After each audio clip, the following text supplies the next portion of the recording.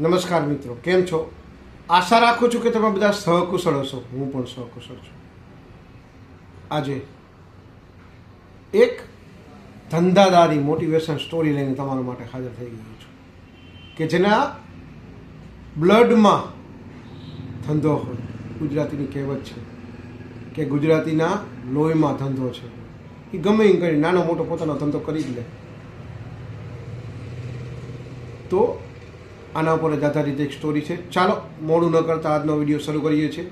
એની પહેલાં કહેવા માંગીશ કે ચેનલ પર નવા હો તો સબસ્ક્રાઈબ કરી લેજો. વિડીયો જો પસંદ આવે તો લાઈક કરી દેજો. ભાઈબંધ દોસ્તાર ફેમિલી મેમ્બર સાથે વિડીયો શેર જરૂર કરજો, જે પણ નાનો મોટો ધંધો કરતા હોય. એક નગરમાં એક મોટા શેઠ રહેતા અને એક જવાન 18 થી 20 વર્ષનો એને યુવાન દીકરો. શેઠ એવું વિચારતા કે મારો જે દીકરો છે હવે આ ધંધો સંભાળી લે તો હું નિવૃત્ત થઈ જાઉં. શેઠે એને ધંધો દીધો કે આ ધંધો હવે તારે સંભાળવાનો છે. શેઠ નિવૃત્તિ લેવાના પ્રયત્ન કરતા કે ધંધો એકવાર હું જોઈ લો કે ના બરાબર ચલાવે છે પછી હું નિવૃત્તિ લઈ લઉં. પણ એનો દીકરો દિવસે ને દિવસે ધંધામાં ખોટ ખાતો જતો છે. દિવસે ને દિવસે ધંધામાં ખોટ. થોડા દિવસ જોયું પછી દીકરાને બોલાયો કે મેં આટલું બધું ધંધો વેપાર મોટો કર્યો છે ને તું મારો છોકરો છો. જો તને ધંધો કરવાની ધગસ હોય ને તો જ આ ધંધો થાય, અને તને ધગસ ન હોય તો બધું ધન એકવાર જતું રહે. જેને ધંધો કરતા આવડતો હોય ને એ મરેલા ઉંદેડામાંથી પણ પૈસા કમાઈ ગયો. આ વાત શેઠજી એના છોકરાને કહેતા હતા. ટૂંકમાં વઢતા હતા એટલામાં એની બાજુમાં રસ્તામાંથી એક છોકરો પસાર થતો અને આ વડ 7 થી 10 વર્ષનો છોકરો. શેઠજી એના છોકરાને કહેતા કે જેના ધંધો કરવાની ધગસ હોય ને એ મરેલા ઉંદેડામાંથી પણ પૈસા કમાઈ લે. છોકરો કે આવડા મોટા શેઠ આટલા ધની આ નગરના કે એના છોકરાને સલાહ આપે છે કે જો મરેલા ઉંદેડમાંથી પણ પૈસા કમાઈ શકાય કે જો તમારામાં ધગસ હોય તો. આ છોકરો ખાલી આટલું શબ્દ સાંભળી ગયો. આગળ જતા એક ઉંદેડો મરેલો હતો. એ છોકરો ઉંદેડો લઈ ગયો.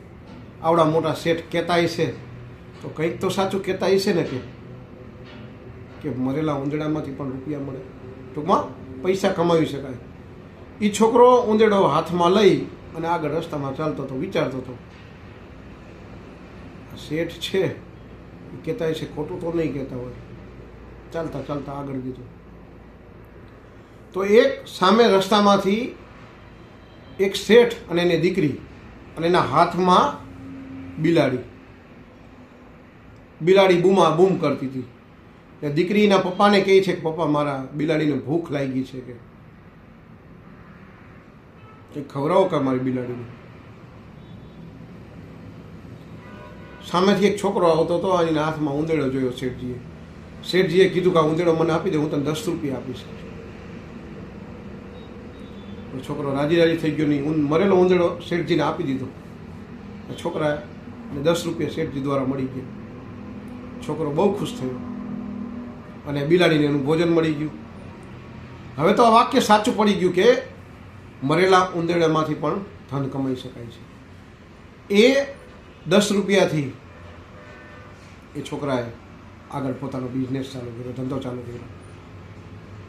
સૂકા લાકડા 10 રૂપિયાના ખરીદીને અલગ અલગ થોડી થપ્પી આવે એ કરીને ધીમે ધીમે ધંધો ચાલુ કર્યો વેચવાનો. ધીમે ધીમે ધંધો મોટો થતો ગયો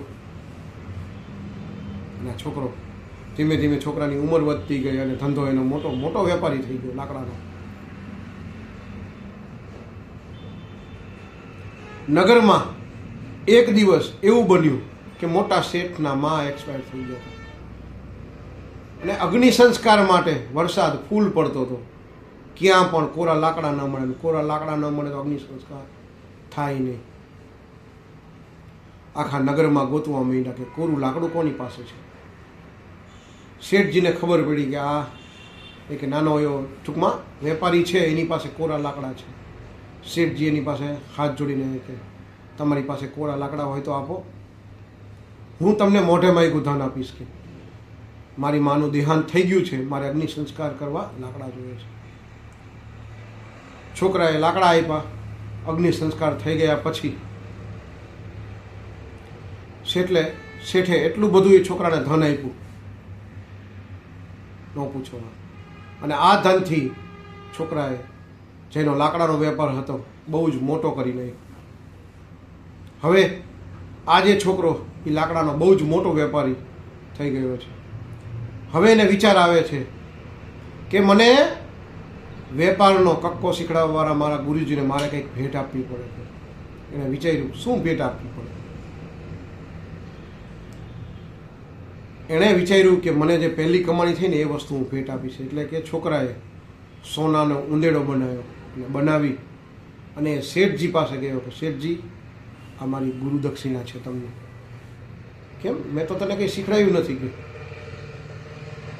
તમે મારા ગુરુ છો શેઠજી. કે કેવી રીતે? કે એક વખત હું આ તમારા ઘર પાસેથી તમારા દુકાન પાસેથી પસાર થતો હતો ત્યારે તમારા છોકરાને તમે વઢતા હતા કે જેનામાં ધંધો કરવાની આવડત હોય ને એ મરેલા ઉંદેડામાંથી પણ રૂપિયા કમાવી દે. એ વાત સાંભળીને મને આગળથી મળેલો ઉંદેડો મળેલો અને એ ઉંદેડાથી મને આગળ જઈને 10 રૂપિયા મળેલા અને 10 રૂપિયાથી મેં લાકડાની ભારી કરી અને આ રીતના આખો મારો ધંધો વિકસાવ્યો અને આજે હું બહુ મોટો લાકડાનો વેપારી છું. શેઠજી પણ એમની કહાની એટલે સ્ટોરી સાંભળીને બહુ ખુશ થઈ ગયા અને સહજતા એ સોનાનો ઉંદેડો સ્વીકાર કર્યો. કહેવાનો મતલબ ગુજરાતીમાં તો આપણે કહેવત છે કે સાહેબ કે ગુજરાતી છે પાનનો ગલ્લો કરશે પણ બને ત્યાં સુધી કોઈની આ નોકરી બહુ ઓછી કરશે. ગુજરાતીના લોહીમાં વેપાર છે, કે ગુજરાતીની હવામાં વેપાર છે. એટલે ગુજરાતી બને ત્યાં સુધી મજબૂરી હશે ત્યાં સુધી કરશે, પણ એના મગજમાં તો એવું જ વિચારતો હશે કે મારે કંઈક નાનો મોટો ધંધો કરવો છે, સ્વતંત્ર રહેવું છે. અને હકીકત વસ્તુ એ જ છે સાહેબ કે તમે નાનો એ ભલે આજે 500 રૂપિયા 300 રૂપિયા જ કમાતા હોય, પણ તમારા વિચારો એટલા ડેવલપ થશે ને કે તમે બીજા 500 રૂપિયા કમાવાના વિચાર તમે કરી શકશો. અને નોકરીમાં એ વસ્તુ નહીં થાય. નોકરીમાં ખાલી 1 તારીખની અને પગારની રાહ જ જોશો. આ સ્ટોરી જો તમને ગમી હોય તો વિડીયોને એક લાઇક કરી દેજો. ચેનલ પર નવા હો તો સબસ્ક્રાઈબ કરી લેજો. ભાઈબંધ દોસ્તાર ફેમિલી મેમ્બર સાથે આ વિડીયો શેર જરૂર કરજો જે પણ નાનો મોટો ધંધો કરતા હોય. તો આજ માટે આટલું જ. જય હિન્દ, વંદે માતરમ દોસ્તો.